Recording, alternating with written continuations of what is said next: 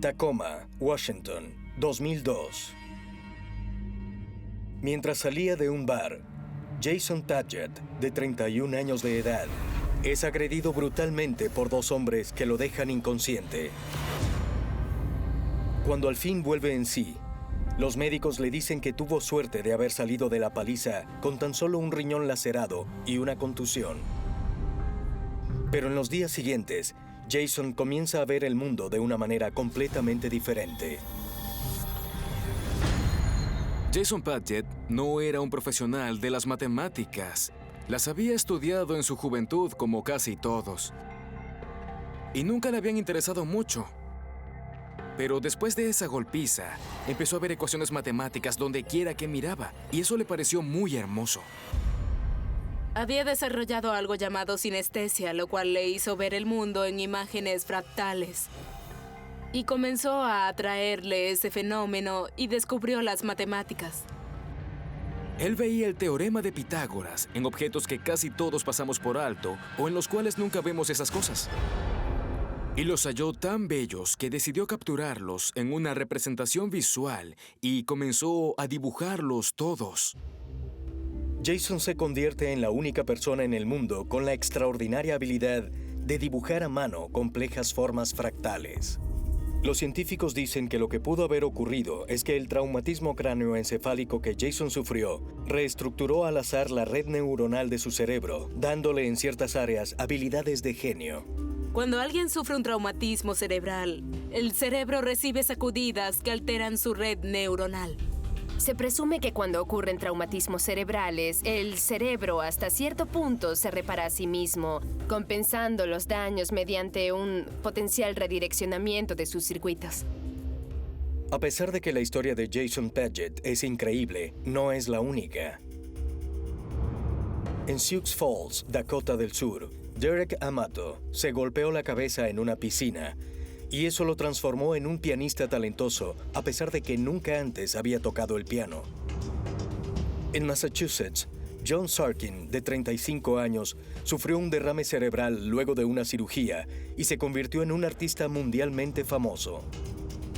Y luego de sufrir ataques epilépticos, Daniel Tammet se volvió un genio de las matemáticas y de la lingüística, capaz de ver los resultados de cálculos complejos e incluso aprender un idioma extranjero en cuestión de días.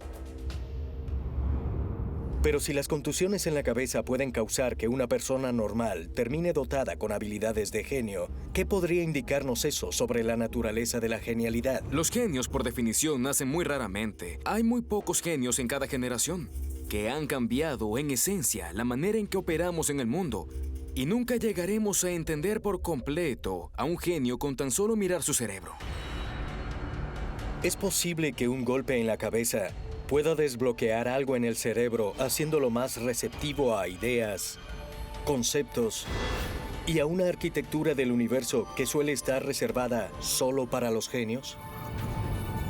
Y de ser así, ¿podría esto ayudarnos a comprender por qué solo un puñado de grandes pensadores en cada generación, tales como Einstein, Shakespeare, Da Vinci, Confucio y Platón, parecen haber sido los artífices de muchas de las ideas visionarias que han formado el entramado de nuestra sociedad durante miles de años?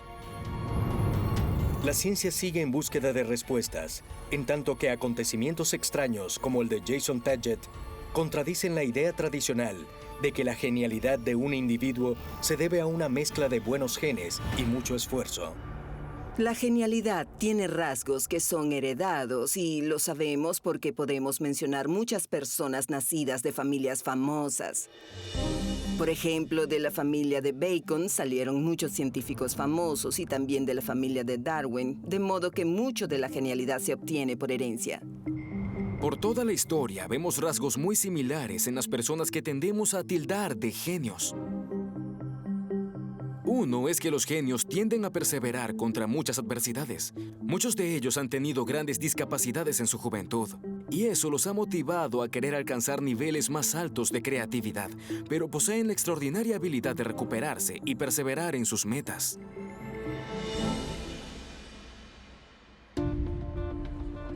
Se dice que Albert Einstein, el genio por excelencia del siglo XX, personificó perfectamente estas características. Su motivación y su curiosidad ilimitadas fueron legendarias. Pero su cerebro también tenía cualidades físicas extraordinarias que pueden haberle permitido penetrar con su mente más allá de lo normal.